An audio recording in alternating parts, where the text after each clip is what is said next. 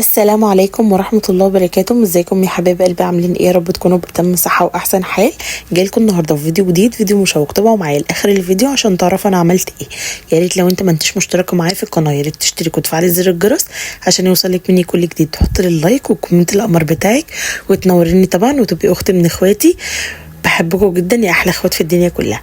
يا صباح الجمال او مساء النور على حسب ما انتوا بتشوفوني يا حبايب قلبي. النهارده بقى جايلكم بجوله بجد ممتعه وجميله زي ما انتوا شايفين كده. الحاجات بتاعه رمضان والفوانيس والزينه والاجواء في الشارع بجد.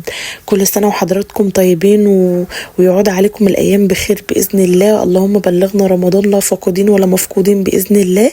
زي ما انتوا شايفين يا حبايب قلبي الاجواء كانت بجد تحفه، وانا حبيت جدا المنظر والاشكال والفوانيس، وحسيت كده ببهجة رمضان والزينة والحاجات اللي نزلت جديدة كده بجد.